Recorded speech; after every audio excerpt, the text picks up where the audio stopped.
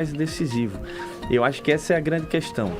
Essa negociação, ela tende a acontecer positivamente se essa conversa ela for muito clara entre as partes, né, Virginia? Pois é, vamos esperar o resultado deste café, e quem já pode trazer o clima desse café pra gente é ele, não é, Laura? Que já chegou à nossa bancada. Estava só esperando a deixa, porque falando em deputado, nós estamos hoje aqui no Jornal da Manhã com o deputado estadual Jacó Jacome. Ele que vai fazer conosco aqui uma análise sobre as últimas matérias que estão sendo faladas aqui por Anthony e pela Virgínia. E também nós vamos querer saber, deputado, sobre as expectativas do pleito eleitoral de 2022. Bom dia, seja muito bem-vindo ao Jornal da Manhã. Bom dia, Virgínia, Laura, obrigado pelo convite, obrigado por estar aqui na Jovem Pan. Dizer que nós estamos tomando café com vocês, então hoje o café é nosso. Eu não estou no outro café lá, eu estou aqui.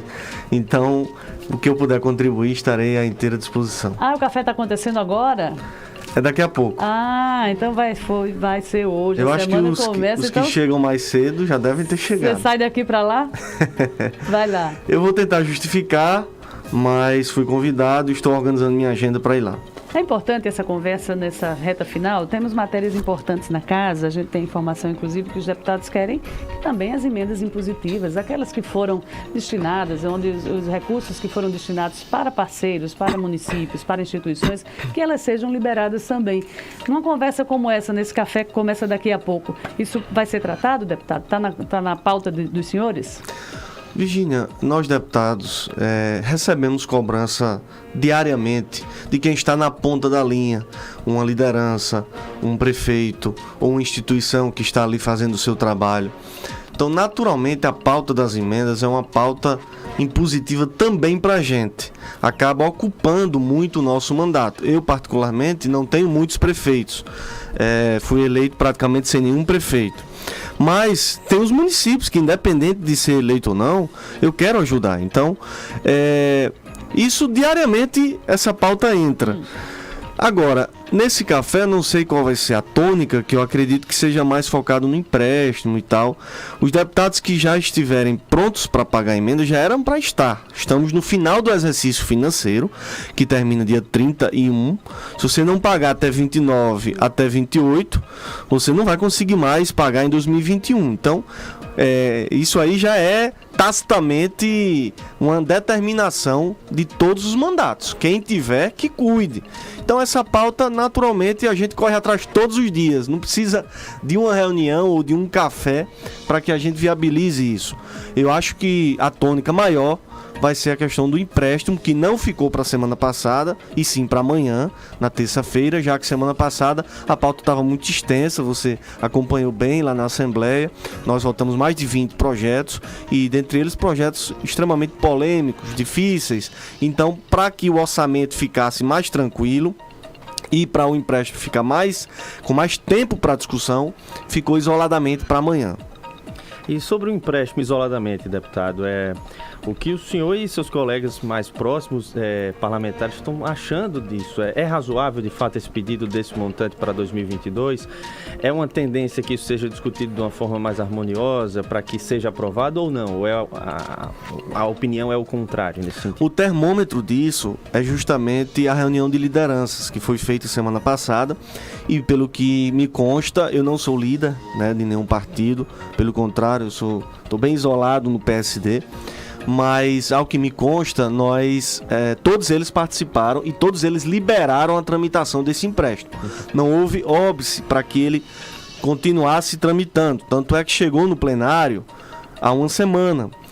Então, eu creio que não haverá maiores dificuldades. Eu, particularmente, gosto de ver o detalhamento dos empréstimos. Pelo que que já estudei, acho que não há nenhum problema, não há nenhuma irrazoabilidade dentro desse pedido. O que é que está lá detalhado? Obras, investimentos, aplicações em recursos para a construção de serviços e isso, desde o meu tempo de vereador, quando a prefeitura pedia empréstimo, eu sempre via com bons olhos. Porque tem a ótica negativa também. É você dizer que o Estado vai ser endividado, você vai dizer que vai comprometer a capacidade de investimento do Estado. Mas o Rio Grande do Norte, em especial, por mais que não seja um Estado rico, ele tem uma capacidade de endividamento. Qual é a capacidade? É você dizer que tem como pagar. Por mais que vá mexer nos bens ou mexer como a gente faz um empréstimo pessoal, você tem que dar um bem garantia. Da mesma forma o Estado, mas eu acho que para um Estado que tem dificuldade sim financeira, que tem dificuldade de cumprimento do compromisso dos servidores, apesar de nos últimos 2 anos a gente tá vendo que a coisa está sendo sanada, o salário está saindo em dia, é importante? É, mas o investimento também é importante, porque você gera emprego na área da construção civil, você faz obras, você movimenta a economia de uma cidade quando você vai lá fazer um serviço, fazer uma obra. Então eu não sou, por definição e tese, contra empréstimo, desde que seja bem detalhado. E vai ter esse café da manhã justamente para detalhar melhor o empréstimo e vai ter uma ampla discussão amanhã. Então, o meu voto possivelmente será favorável sem nenhum problema. Deputado, o senhor falou ainda agora que está isolado no PSD. Qual seria o motivo desse isolamento? Isso vai implicar no pleito de 2022? Pois é, Laura. Desde 2018 eu venho sofrendo um processo de retaliação partidária que ficou muito claro quando o partido não quis me dar legenda. Eu era deputado estadual, bem votado, fui ao partido, estava bem nas pesquisas como todos os outros e o partido não quis me dar legenda por um motivo totalmente eleitoral. O ex-deputado federal Antônio Jacome foi para outra chapa ser candidato a senador, que não, de forma alguma, competia com o projeto partidário do PSD. O PSD não tinha candidato a senador. O PSD tinha candidato a governador. E nós estávamos juntos com esse candidato a governador. Mas para senador, o campo estava livre. Tanto é que o PSD apoiou um candidato do PSDB, que foi o ex-senador Geraldo Mello. E ao acontecer esse movimento partidário do Podemos e ir para uma outra chapa, eles acharam por bem me retaliar. Ou passa um ou passa outro, ou vai o pai para um canto ou o filho para o outro. E eles tinham uma carta na manga, que era a possibilidade de dar ou não legenda. O presidente de partido tem esse poder. E eles disseram que me negariam na legenda. Eu fiz um trabalho partidário, de conscientização, fui às lideranças partidárias, delegados que votam, porque se fosse haver uma votação, eles tinham que cumprir o regimento do partido que diz: alguns delegados é quem podem votar, não são todos os filiados. Então eu procurei ali os 70 delegados, conversamos, e a minha coisa já tinha ficado consolidada. Eles iriam votar para eu ser candidato. Até para a chapa de deputado era ruim você tirar um candidato que tem quase 30 mil votos. Você ia perder uma vaga. Além de ser uma campanha dificílima, porque foi uma campanha difícil, já tinha aquelas sobras eleitorais, que os partidos pequenos podiam alcançar uma vaga igual aos grandes, que foi o que nos tirou uma vaga. Perder 30 mil votos era outra vaga. Então alguém ficaria fora. Então fizeram essa conta e disseram, vamos deixar. Mas é aquele vamos deixar sem querer deixar. Eu fui candidato, normalmente, toquei minha vida, zero apoio partidário, não tive nenhum acesso a nada, até para televisão eu tive que entrar na justiça, foi constrangedor, foi duro. E depois disso, fiquei na primeira suplência, né? Quando a pessoa fica na primeira suplência, aí aqui a coisa fica mais difícil ainda. Ninguém quer bater nas costas. Aí o partido começou a fazer um processo maior de isolamento. Eu era presidente municipal. Até minhas contas, eles não me avisavam que eu tinha que assinar, porque eu tenho que prestar contas, eu sou presidente municipal, tenho que prestar contas. Eu descobria isso pelo site do Tribunal Regional Eleitoral, ia lá atrás para poder assinar, para eu não ficar inelegível. Não havia uma comunicação dentro do partido? Não, nenhuma. E depois disso, quando houve o processo judicial, que houve a jurisprudência onde os votos eram anulados e o outro de outra coligação poderia assumir, a nossa coligação alcançou o maior coeficiente, ou seja, tinha direito a mais uma vaga, o partido pôde entrar na justiça, entrou com 24 horas, o presidente do partido mandou retirar o processo que me daria a vaga. Então, por uma misericórdia da justiça... Na época, o governador Robson. Sim, Robson, desde o início foi ele. Por um ato da justiça, para cumprir uma decisão judicial, eu assumi o mandato sem entrar na justiça. Foi algo histórico, inédito. Eu não sou parte no processo, porque quando eu fui ser parte, o partido tirou. Então, ninguém acreditava essa história, porque eu entendo o direito do ex-deputado Sandro, e ele dizia que eu entrei, que eu era isso, que eu era aquilo, mas eu não entrei na justiça nunca. O partido, quando foi entrar, deu ré, mandou retirar. Então, a justiça chamou por uma recontagem mesmo. Eles fizeram um cálculo no sistema, porque não tinha processo meu, e aí constava lá. Bom, se houver anulação de um lado, a chapa PSD, PSDB, PR faz mais um. Quem é? Aí aparecia meu nome. Então, foi esse processo, Laura, que a gente chega até 2022 sem querer repetir, retroalimentar, mas é um processo de isolamento que me atinge hoje. 2022, você fala, tem repercussão? Eu quero que não tenha, porque eu vou sair. E eu estou esperando o prazo da justiça, que é março. Então eu não quero jamais voltar a falar desse assunto. Mas hoje, enquanto membro do partido, sempre me retroalimenta esse assunto, porque me incomoda, inclusive, na Assembleia. Ainda teve o episódio da Covid, né? Da CPI da Covid, Isso. que o senhor acaba. Nessa daí o senhor foi à justiça, né? Foi, dessa vez foi à justiça. Nós fizemos uma votação declarada, com papel, com documentação, assinaturas eletrônicas, pessoais, carimbado, tudo conforme manda o regimento. Eu e o deputado Givaldo fizemos a eleição. Chega na Assembleia um documento apócrifo, sem comprovação nenhuma, dizendo que era do PSD, mandando suspender a eleição. Simples assim. Um ato pessoal, unilateral, desrespeitando 2 mandatos, 2 votos. E a partir daí eu fiquei impedido até de participar da CPI. Não posso participar da CPI por conta dessa decisão do partido. Mas só para esclarecer, deputada, é porque o senhor queria ter uma posição diferente do partido dentro da CPI? Foi isso? Não, porque nós estávamos desconfortáveis, eu e o deputado Givaldo, com a liderança.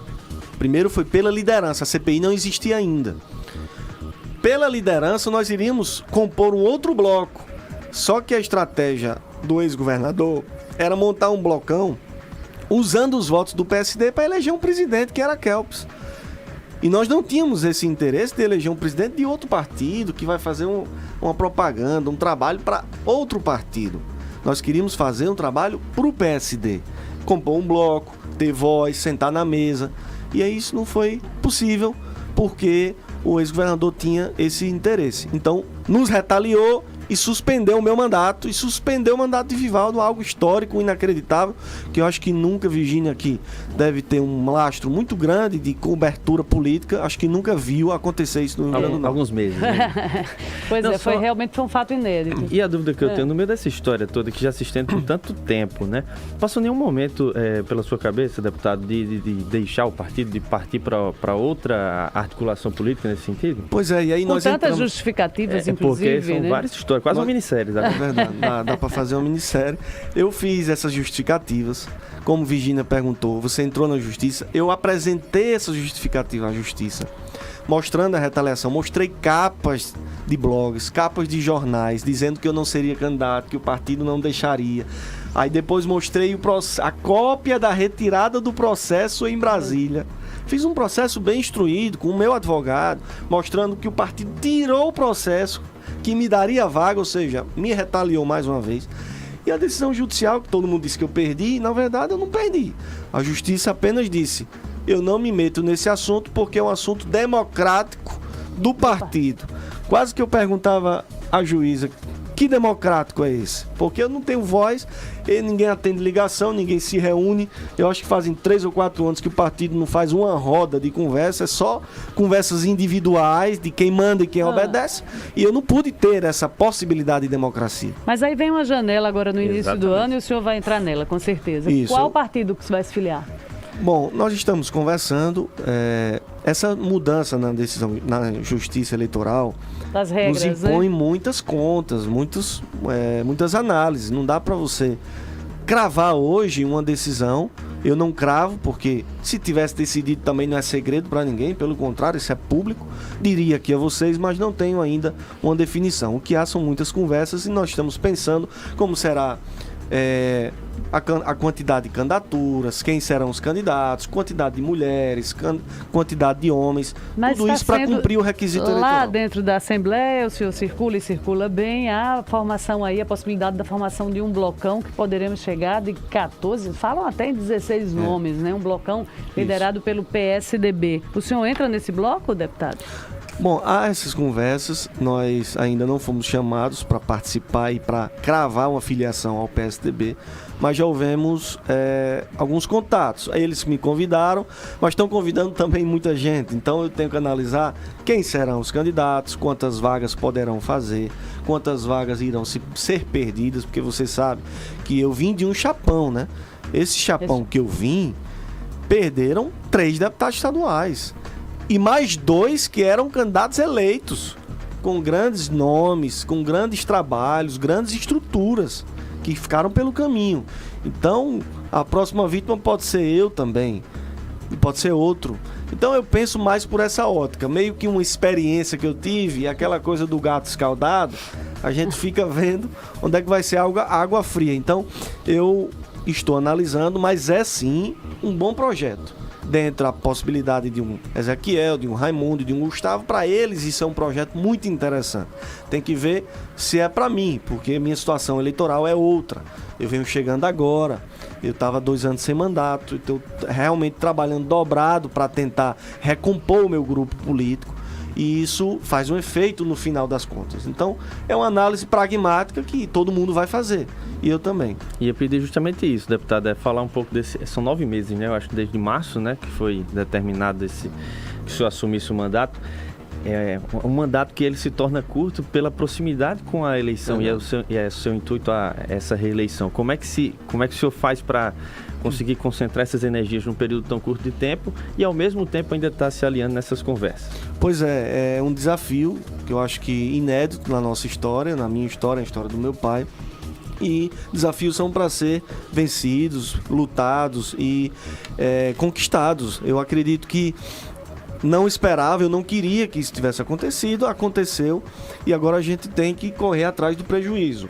Mas eu diria a você o seguinte, nesses 9 meses, o meu trabalho hoje foi mais intenso do que os 4 anos do mandato passado. Deputado? Eu estou trabalhando muito, inclusive dentro da Assembleia, com apresentação de projetos, participação de relatorias, participação de reuniões e fora da Assembleia, visitando os municípios, fazendo trabalho social. Então a gente criou essa estratégia de ser intenso até o último momento que a Justiça nos permitir. E eu estou cumprindo essa meta. Tanto é que nas pesquisas, em todas, o meu nome já aparece como candidato a deputado estadual. Eu ia perguntar exatamente isso, que o senhor acabou de falar dos municípios, que o senhor falou antes que não tinham prefeitos, né? Qual seria essa estratégia diante desse enfraquecimento com o PSD e essa situação que na eleição anterior o senhor estava sem prefeitos? Verdade. Que é uma estratégia, né, dos deputados em campanha e pegando amizade com os prefeitos dos municípios para ter esse fortalecimento. E para 2022, o senhor falou de desafios. Esse é um grande desafio? É um grande desafio recompor um grupo político, criar substância eleitoral para que me dê um suporte nos municípios. É sim importante ter aliança com o prefeito, com o vereador, com o ex-vereador, com lideranças municipais e nós estamos nesse caminho. E por isso apresentei várias emendas que eu espero serem pagas, independente do empréstimo ou não, e para que esses municípios vejam o meu trabalho e assim possam retribuir. Se vai ter aliança com o prefeito ou não, aí é um segundo momento. Eu não faço esse tipo de troca. Tanto é que apresentei para 10 municípios emendas parlamentares para a saúde. Ou seja, fundo estadual vai para o fundo municipal. Compra de equipamentos, compra de medicamentos, compra de insumos. Então, eu acho que o município percebe também isso, a gente visita, a gente diz, e independente de ter a liderança ou não, eu estou fazendo esse trabalho. O ex-deputado federal Antônio Jaco foi votado em todos os municípios, teve 310 mil votos. Que é o seu pai. Teve 90 prefeitos apoiando, sem nada em troca, só pelo trabalho das emendas que ele fez como deputado, pagou 14 milhões em emenda. Então a gente tem esse lastro e vai atrás dele a partir de agora. Deputado, o senhor disse que já foi convidado para entrar nesse blocão do PSDB e dentro da Assembleia também cresce um movimento dos seus colegas para lançar o presidente Ezequiel Ferreira como um possível candidato de oposição ao governo em 2022. O senhor comunga dessa ideia dos seus colegas? Olha, essa conversa em momento nenhum foi me dito como sendo oficial. Ficaram alguns aliados ou alguns simpatizantes por parte da imprensa ao presidente da Assembleia, mas sem ser oficial. Tanto é, e essa conversa eu posso dizer, porque eu não serei desmentido, eu perguntei ao presidente da Assembleia e ele disse que o projeto dele era a reeleição. Então aqui eu digo isso tranquilamente, porque saiu da boca dele, eu acho que se ele disse... Já perguntou. Se ele disse é verdade. Não sei se estava jogando, mas ele nunca fez isso comigo. Então eu confio no que ele falou. Mas daria tempo de mudar, não? Reeleição. Não daria tempo de uma mudança de planos? Dá, sempre dá. Você sabe que dá. Ainda vamos começar o ano eleitoral, né? O ano nem começou. Você sabe que nas convenções tudo muda. Tem coisa que muda em 24 horas. Exato. Aquela história de Stevenson, ele não era nem candidato na convenção. Depois do prazo militar, ele foi ser filiado e ganhou a eleição. Então, foi ser senador, né? Bom ou ruim, na minha opinião, não é bom, mas é senador eleito pelo povo. Sim, você está falando de Stevenson. Estou falando do ponto de vista eleitoral, né? Que pode ser mudado. A 24 horas da eleição, da convenção, pode tudo mudar. E qual o perfil do partido que o senhor busca? Vai buscar um perfil que esteja mais ao centro? Sim. Ou que esteja na base da governadora Fátima? Quais são os critérios desse partido que o senhor busca hoje? Eu estou à procura de um partido, primeiro, que respeite, do ponto de vista dos costumes, a nossa pauta mais conservadora, do ponto de vista de costumes.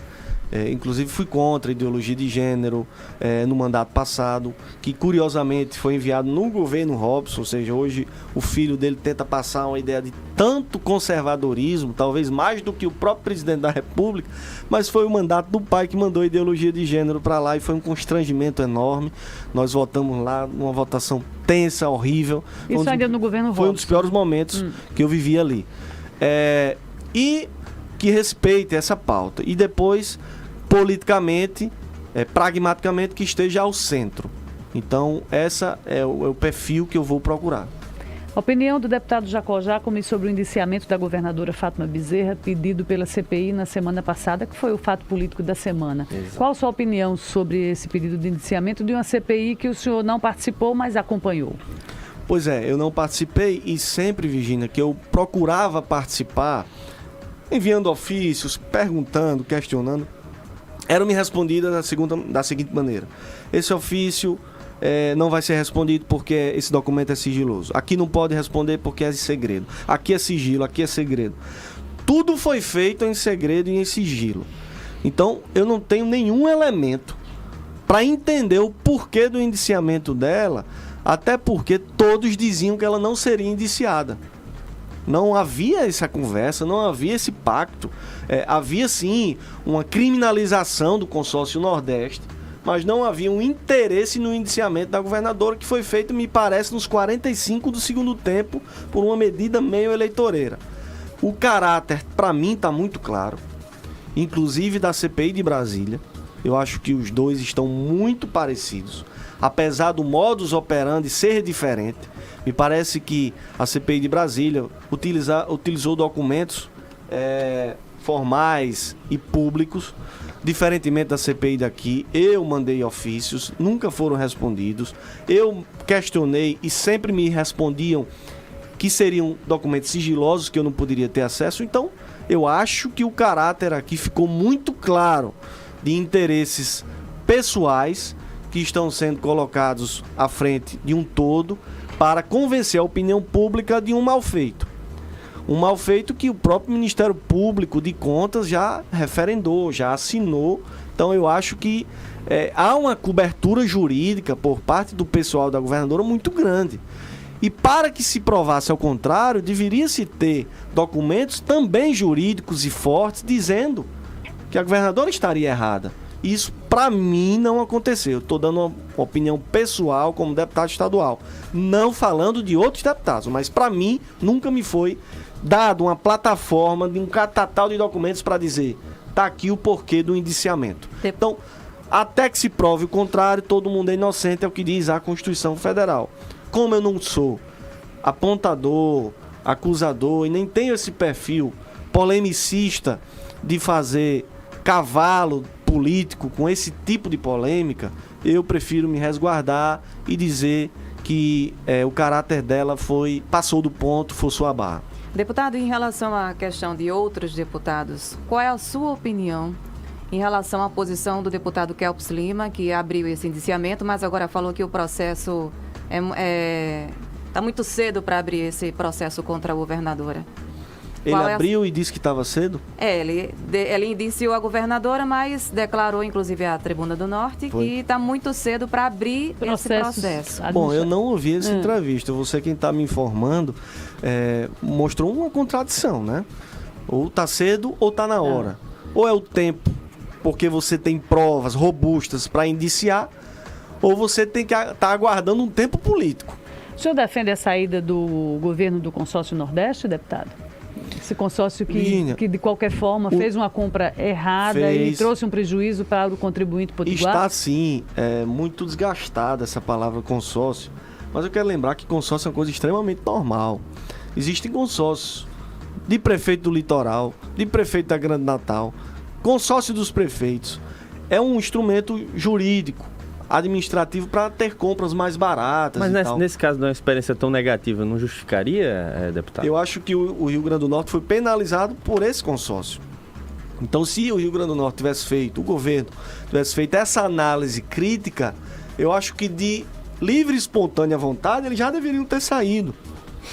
Porque não é o consórcio que vai salvar a gente da Covid ou vai nos dar novas perspectivas jurídicas. Nenhuma grande ação que esse consórcio proporcionou aos governadores nordestinos, né? E ao Rio Grande do Norte com esse prejuízo de 5 milhões. É verdade, eu acho que poderiam ter feito essa autocrítica e ter saído espontaneamente. Eu acho que se livrariam de um desgaste. Porque hoje falar em consórcio Nordeste, você tem uma imagem tão negativa que eu acho que eu, sendo governo, não sou, mas sendo governador, eu diria, eu acho que eu tô com um carrapicho aqui me furando muito, eu vou querer tirar isso aqui para poder ficar livre para andar.